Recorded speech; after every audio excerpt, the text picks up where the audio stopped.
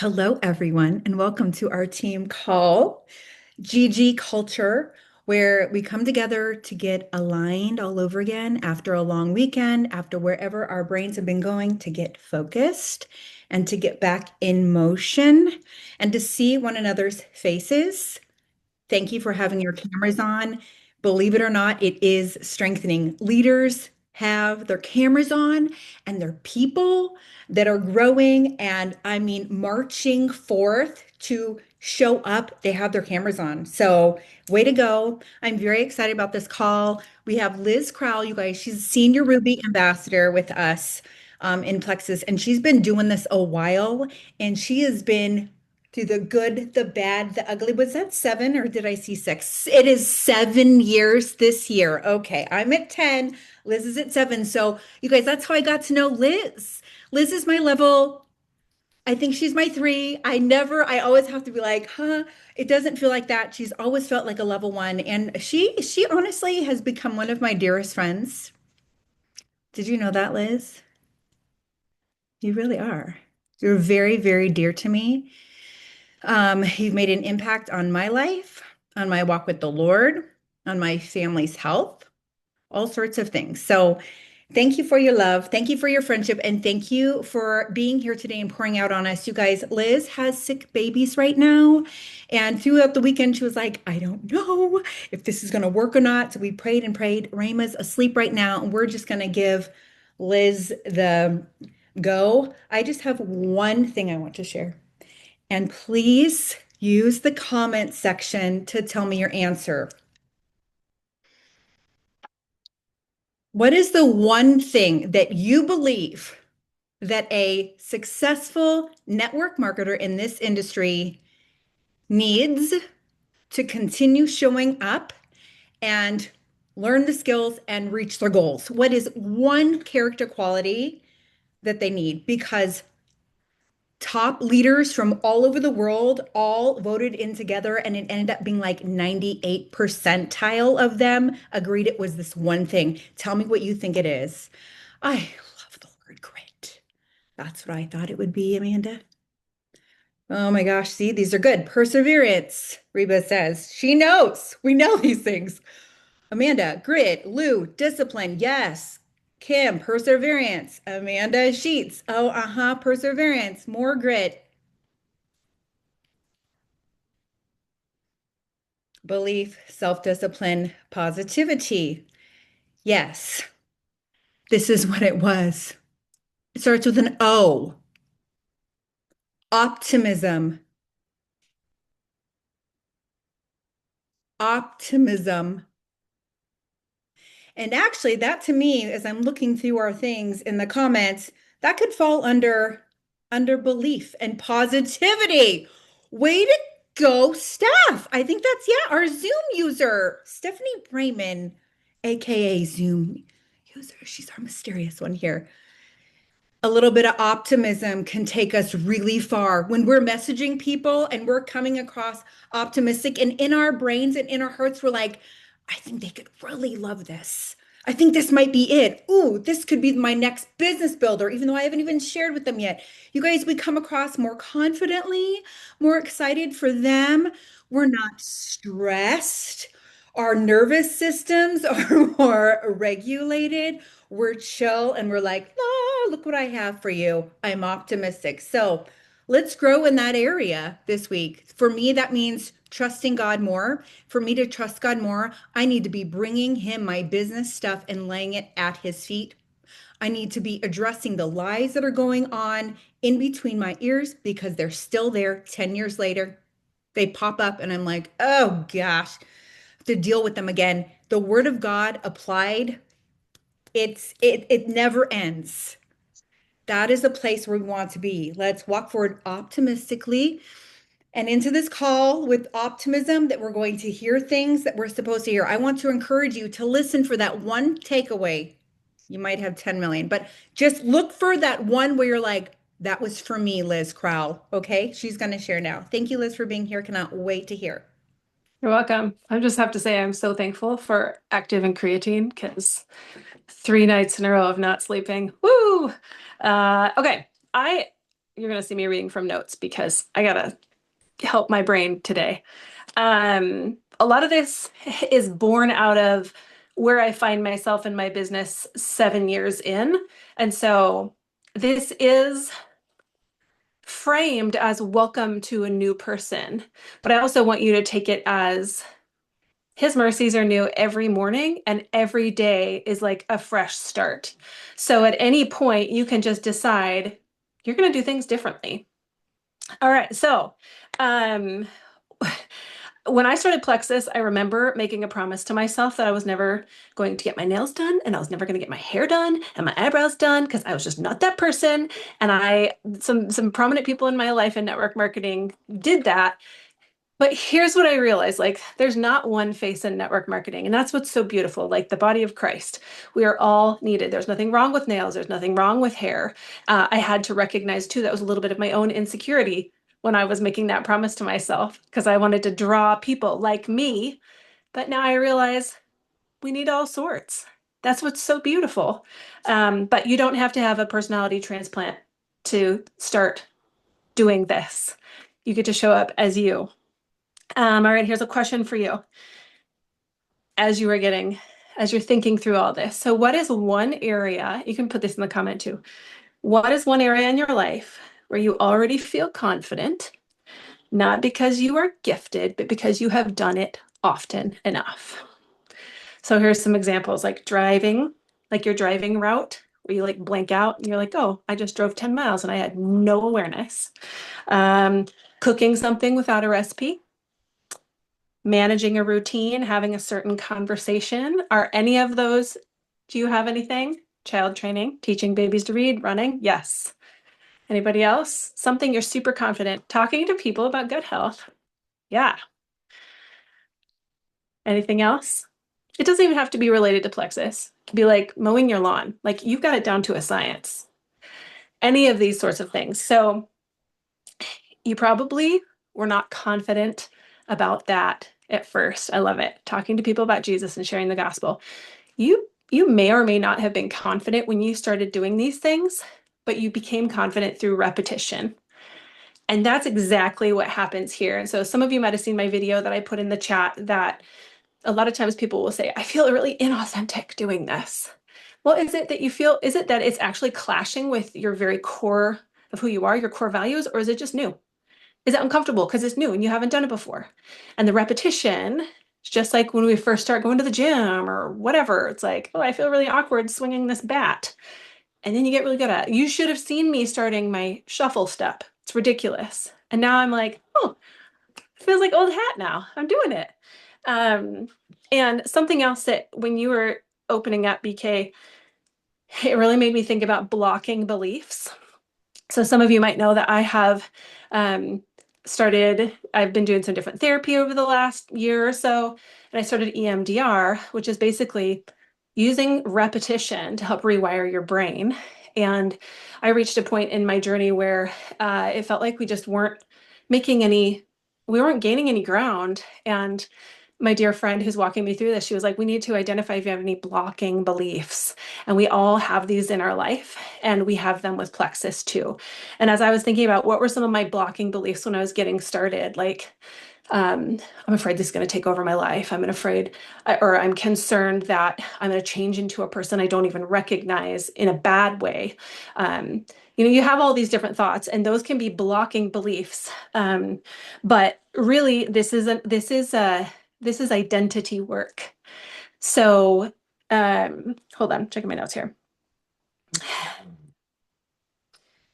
This work, this thing that is plexus, what we're doing within plexus. First of all, plexus is just a thing. Like I have one of my kids, he'll stub his toe on a rock and stupid rock, blah, blah, blah. And I'm like, it's just a rock. It's just a rock. It just does what it does. And you bashed your foot against it on accident. So really, it's that old analogy of like, if I hit this and it sloshes, all this is going to spill out because this is what's inside. Not because it got hit. It's because this is what's inside. And in the same way, this work really has a way of showing us who we are, for better or for worse. And the beautiful thing is that we get to choose who we are. We get to choose how we respond. We get to choose. BK and I have talked about this a bit. With the advent of ChatGTP, I will tell you this is a really good tool that you can use. Especially, I was talking with Brenda Martin. She's like, it's a great business tool. She's like, I don't go to it for wisdom. It doesn't have wisdom, but it is a good tool. And one of the things that as I was utilizing it, it was pointing out what had authority in my life. And it was very clarifying to say, oh my goodness. So some of the things that I had to realize that had authority in my life were urgency, feelings, yuck, and screens. Those things were having authority in my life. Plexus has a way of pointing out what you either lack in boundaries or what, like, places that you need to grow. It also can point out your strengths. It's really beautiful in that way. But you, like, some of the things, like it can show you how you manage your time, what voices you listen to, right? Like in leadership, we talk about you become the 5 people that you hang around with. Well, the Lord has really been hitting my heart of like, okay, that little bit of time that you spend scrolling at the end of the night where you're just like, oh, I'm just gonna look at some reels and see what's here as I get ready for bed. I'm allowing that to have authority and influence my sleep and my psyche before bed.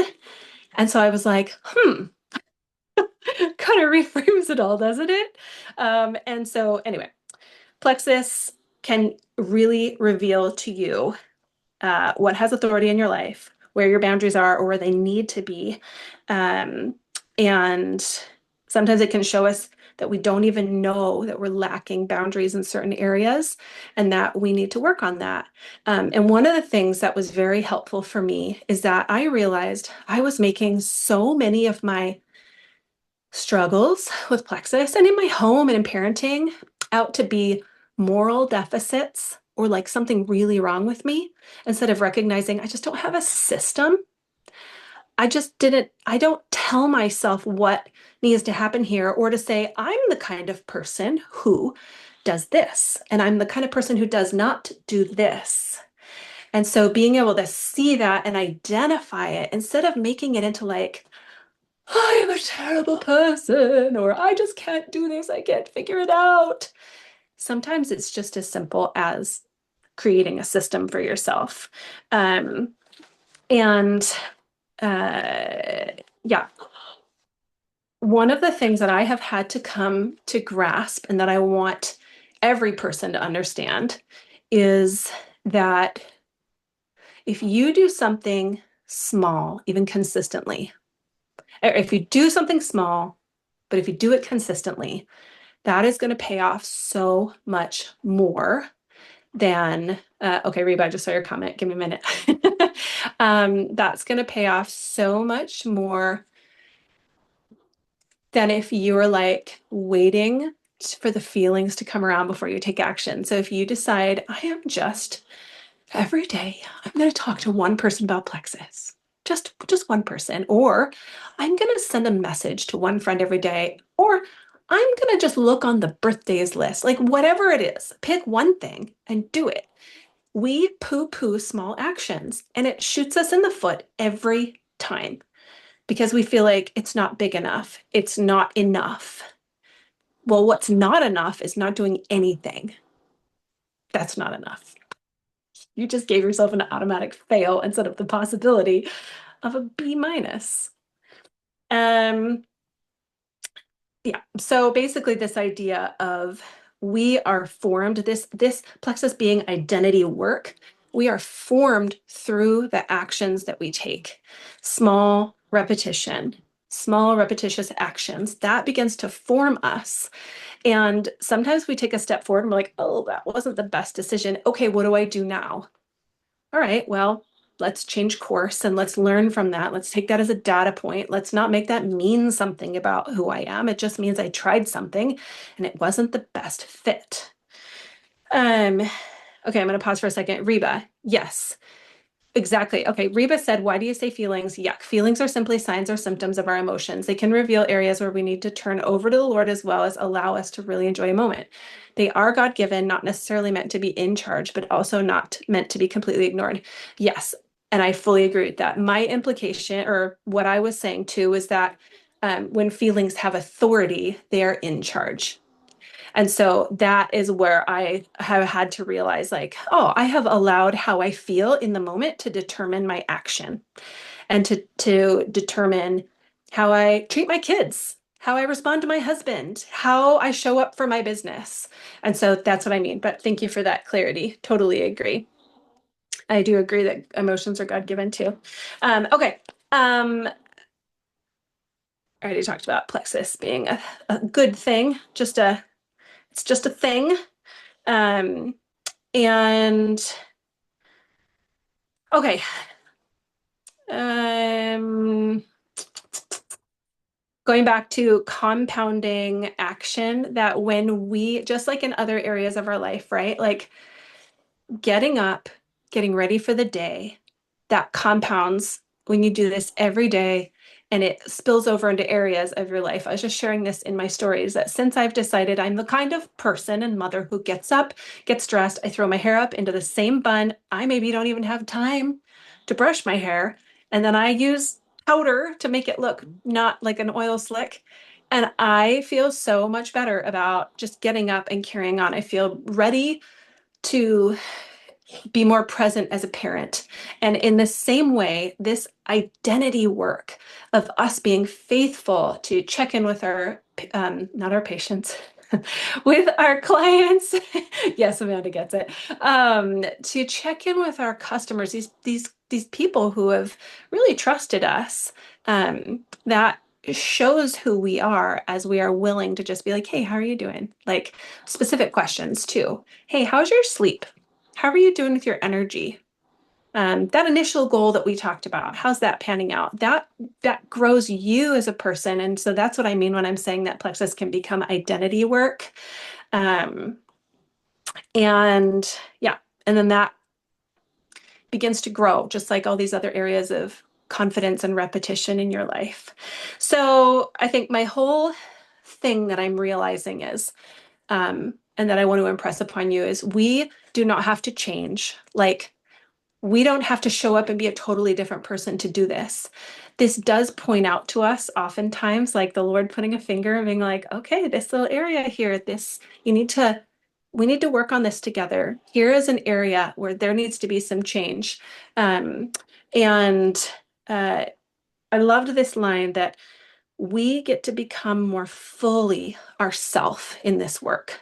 If we will allow it to be in its proper place and to see like identify what truly are the authorities that should have a voice in my life, what is my first responsibility to, then plexus can become this way to like support your family, to help you grow, to help you become more fully one person. Like I am who I am right now, and who I am in my posts, and who I am in my stories, and who I am with my kids. And if you meet me at the grocery store when I'm really tired and pregnant and irritable, you're going to meet the same person. Um, and so that's I just love that this is that work. And it's not, it doesn't require you totally overhaul your life. It just requires that you show up and you be willing to examine things, willing to make the changes, willing to take the steps forward. Um, and yeah, that's all I wanted to share. Was that not phenomenal? That was really strong, Liz. I loved every word. My notes are like star, star, this one, no, this one, no, this one, no, this one, all in a row. Identity work. When she said that, I don't know, last week she was already pondering what she was going to share, and she mentioned identity work. I think I ignored the rest of your paragraph. I didn't even mean to. My brain was like that. We get to become more fully ourselves in this work. And what it takes is, you mentioned, showing up, yeah, in motion. And you guys, it's so true. Clarity always comes with motion, with movement. So if you're like, I just can't see where I'm going, it doesn't seem clear, we got to start moving sometimes. Liz, anything else? I don't want to keep you because you're like getting a core workout and like glute workout right now. And like we're all doing this, the old baby lovers. You Um, know, I will say this too. Um, for better or for worse, ChatGPT has really shifted things for me. And I was talking to somebody about it, and I'm like, it's not like it's telling me anything different than BK has been telling me for 7 years. Not really, but I've been I have felt free to be more honest in those conversations where I'm like, it's just a computer. It can know my flaws, like whatever. Whereas sometimes I think I've held back in person with other people. And so to be able to be like, okay, I'm frustrated about X, Y, and Z. I'm not sure why. Why am I not doing this? Why am I yeah. responding in this way? And it's really been able to point out to me some things that have been so stinking helpful. And honestly, Hmm. so I don't know if you shared this publicly. It's not about you, but conversation that you had with another very successful diamond who said that when she has people who get stuck at Ruby, senior Ruby, she has them go to therapy. She has them go to therapy. And honestly, big cough. Going to therapy has been so helpful to realize that my brain actually can rewire. So if you have any big pain, grief, struggles deep in your heart, if you struggle with victim mentality, um, it is so helpful to go to therapy. It's so, so stinking helpful because it's like, yes, we can have one-off conversations with people, but when we meet regularly, regularly with somebody where we're working through something consistently, that's huge. Yes, yes, Reba. I think people often want us to feel good about ourselves where ChatGPT does not necessarily care. Yes. And I went off Trisha Rieger's thing where she was like, I programmed it to say, talk to me like a ruthless business mentor. And I was like, I'm going to soften that a little bit. Like, be kind. Don't be wordy. Don't like you can I want you to be a really savvy business mentor, but I do want you to point out to me where I am. Here's an example. I didn't know that I've been shooting myself in the foot. Amanda, this is going to be really helpful for you too, just in case. I have been coming to Plexus like a medical practitioner, and I have been taking a medical history. And I trained all of my medical people to do the same. I went to Kim. I went to all my RNs and I was like, we're doing this wrong. We are taking on this emotional, psychological load that makes this harder than it needs to be. I remember, BK, you've always said this is very, very simple. So what I have done is I what did it was it ChatGTP said to me, like, let's say somebody comes to you and says, oh, I'm dealing with bloating and blah blah blah, you know, what do you recommend? And it was like, set firm boundaries. I don't practice medicine, blah blah blah blah blah. And I said, yeah, but I have to get information to recommend products, so here's how I would respond to it. And it was like, this is a very kind response, and it's also why you are bleeding money. And I was like, say more. So in that way, chat is not always correct, but it has been very helpful for me to go, oh, I'm taking up the psychological burden in this area that I had no idea of. And also, if we want to attract mature business builders, we need to show up in a certain way. And that's also been very helpful for me as I've been sort of reinventing my stories and how I'm showing up online as I'm realizing and solidifying more of my identity is that I some of the ways we can word things, and I'm finding my voice, and I'm trying not to like copy because it sounds very AI and I hate it, but I'm trying to like go, oh, I didn't realize that when I show up and I say X, Y, and Z, it's actually kind of appealing to like either a victim mentality or somebody who doesn't take responsibility in this area of their life. And now I'm like, Wow. makes so much sense. Anyway, So that would be neat to plug into. Yeah, for sure. Like these are the types of people I want to draw and like list a billion like character, all the things, and then be like, what's the best way of showing up? What part of me in my identity and my personality can I show and display and words I can use, right? Yeah, and I know we're down to time, but the one thing I want to add is this. If you do use it, and the way that I am trying to keep my brain active is I will say, here's how I would respond. I'm not just saying, tell me how to respond. I'm saying, this is my natural inclination. And I would write out what I would say.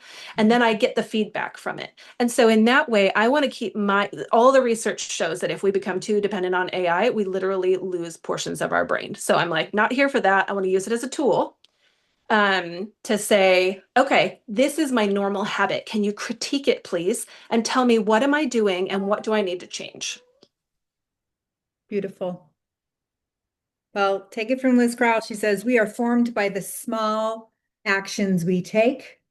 This is beautiful identity work. We get to become more fully ourselves in this work if we show up even in the small ways consistently.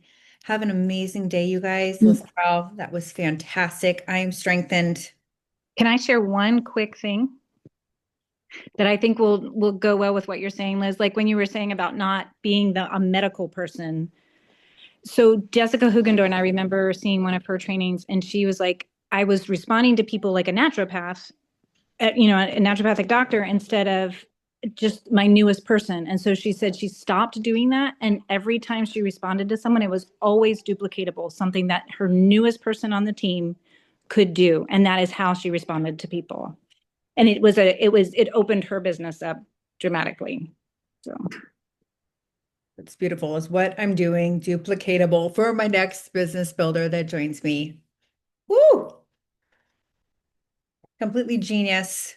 Thank you for your brilliance. Thank you for your love. God bless you, baby Rayma, and praying for your babies today, Liz. Love you guys. So good to see your faces. Can't wait to see our next one little steps we're taking today. Consistently. Let's go. Bye.